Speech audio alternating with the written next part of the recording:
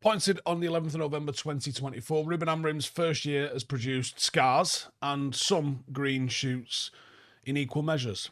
54 games. There's been turbulence. There's been a 15th place finish. There's been a European final. But there has been a development of an identity. There's been some sharp recruitment and a squad that is slowly aligning to that 3-4-3, the much discussed 3-4-3.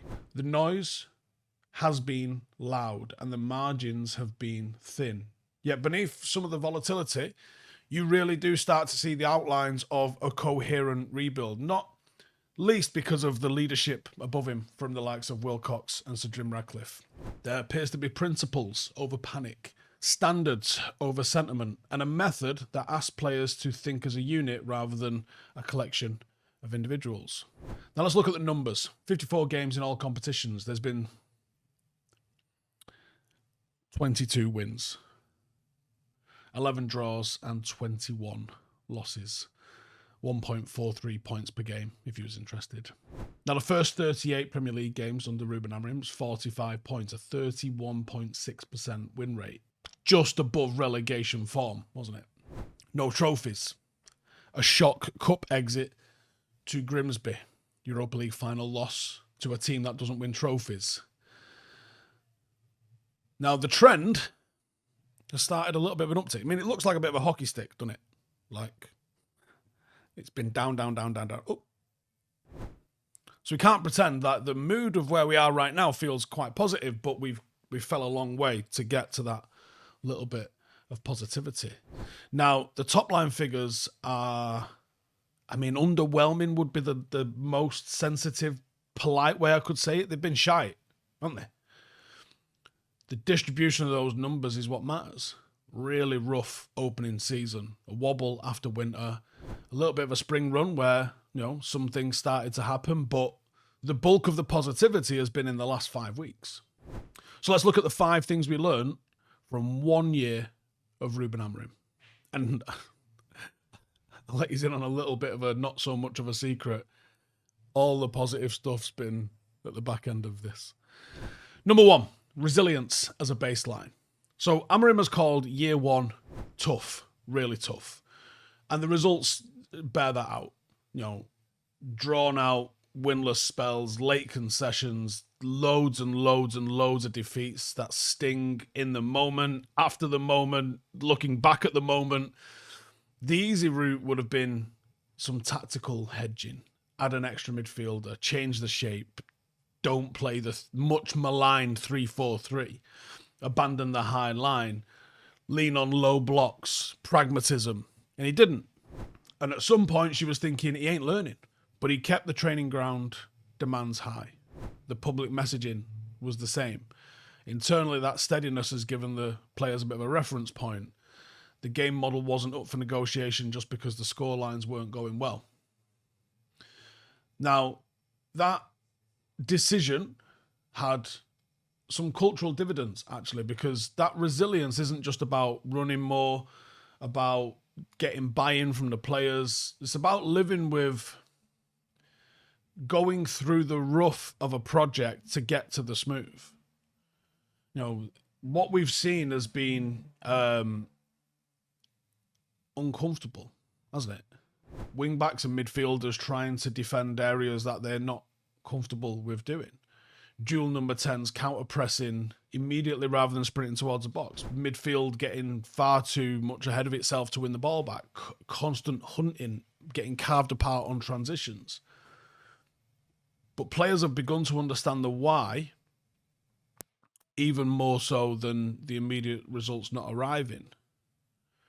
And now what we're seeing at the moment is that confidence, that understanding translating into clearer pressing, fewer panicked clearances, the kind of little micro wins in games that maybe don't dominate the headlines but have accumulated over the last few weeks.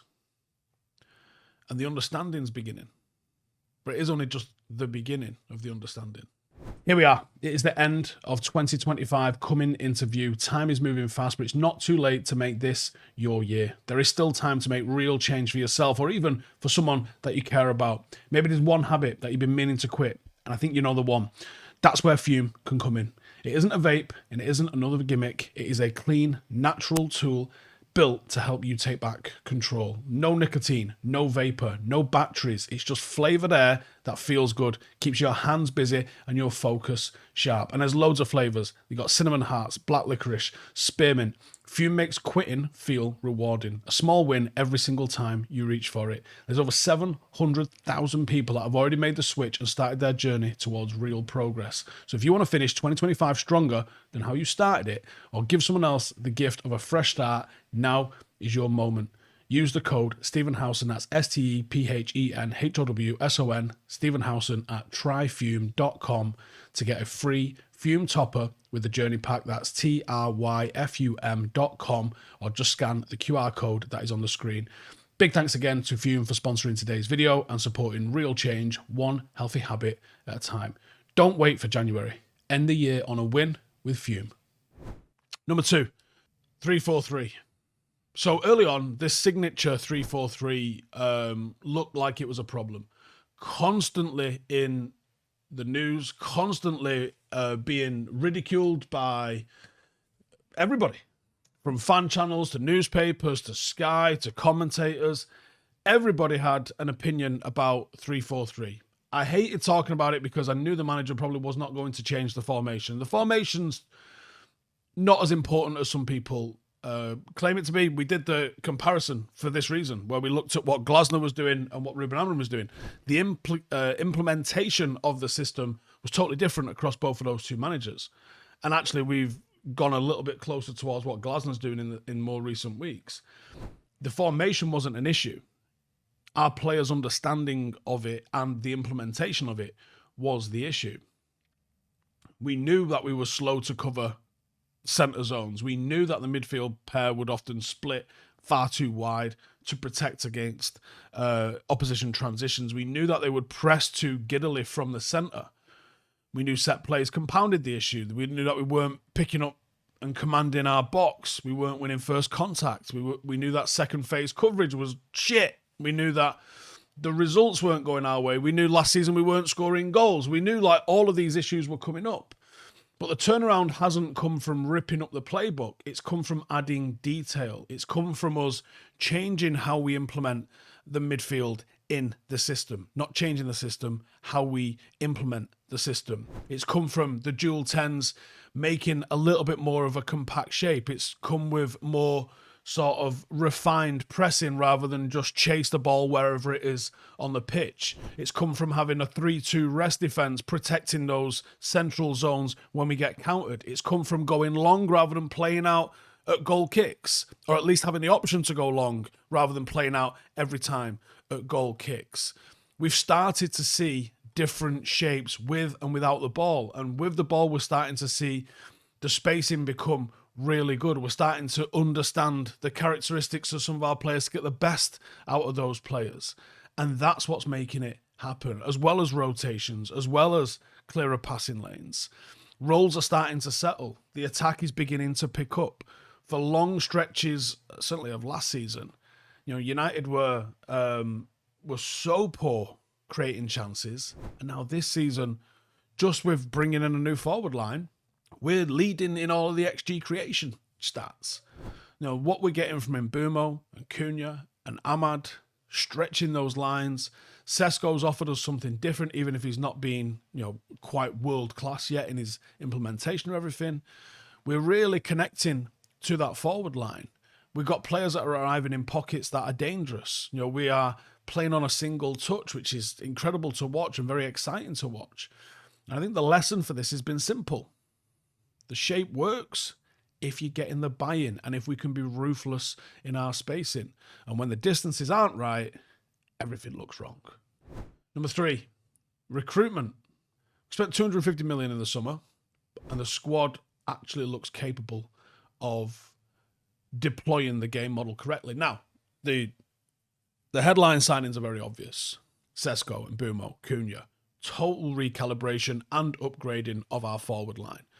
And the supporting cast is mattering just as much as well. Lemens looks like a great signing so far. A goalkeeper that's comfortable launching counter presses, a goalkeeper that's comfortable claiming the ball in the area or in the air.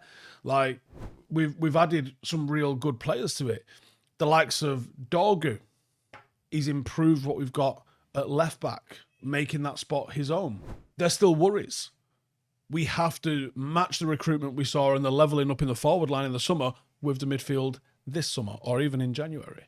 We are bringing in players with a higher athletic profile, more capable of suiting the system. We've seen Matty de Ligt maybe settle into Manchester and start to really understand his role. He's been fantastic this season. And the recruitment split has been intentional. We saw Jason Wilcox last week talking about blending Premier League proven output with system fit potential players. Mbumo has brought a reliability of both chance creation, defensive work, and goal scoring. Cunha offers ball carrying and combination play. Sesko gives us a vertical reference point as well as having someone that can compete in the air. The goals will come for him, and if they don't, the link play is still there from him.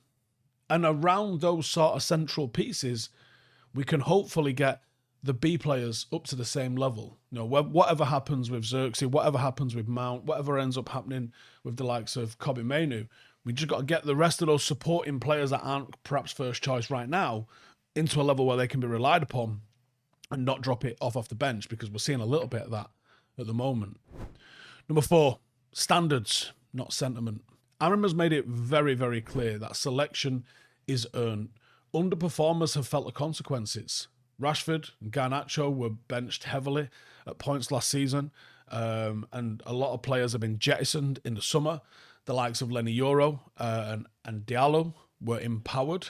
You've seen even Casemiro and Maguire and Shaw spend time on the bench and be brought back in. There's been a pairing of players to roles, to doing the essential things. If you need to defend big spaces, you need players that are capable of defending big spaces. We're seeing things looking smoother, and that's down to time on the training pitch, I think. There's not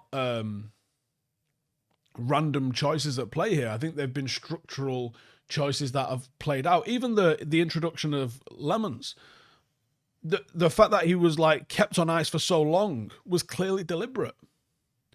And I think the signals coming out of the dressing room are unmistakable.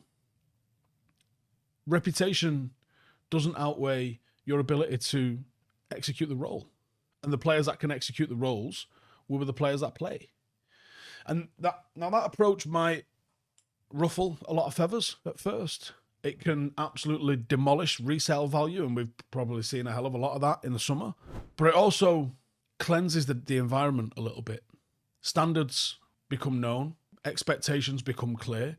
Young players know if they perform, they will be given opportunities. Senior players know exactly why they're in the team or why they're out of the team. And it can take a long time, but over those months, the clarity starts to reduce the variance between the players that are getting games and the players that aren't getting games. And it's not about, does he just not like me? No, mate, you're just not doing what you're asked. If you start doing what you're asked, you'll probably play. And finally, it's a marathon, not a sprint. Last season delivered on bruises. This season's delivering on bruises, to be honest with you. The Grimsby exit is a bruise. Last season, getting to a final with some of the football we played and some of the exciting moments we had on the way to a final, to bow out in the final in the manner that we did to Tottenham was bruising. And those moments have exposed fragility, both game state management, set piece concentration, raw ability, mentality. But we're starting to see that improved. The response, I think, has been telling. Nothing that we've done has been cosmetic. There's not been a new formation every fortnight. It's been a doubling down. Almost to the point where, I lost faith in it myself. I've got no qualms in admitting that whatsoever, because I wasn't seeing evidence that the manager was learning from the mistakes he was making. I wasn't seeing that. But we are starting to see not just that he's learning from the mistakes, but the team is understanding their role and it is adaptable, because adaptability is absolutely critical. Now, this United team are still behind the elite of the league, and we are not in a position right now to be talking about any level of expectation, except can we be better than we were last year? And the answer to that is yes. How much better? I have no idea. It's still far too early, and we are still far too fragile. We could lose Casemiro and Mbeumo and be lucky to get inside the top 10.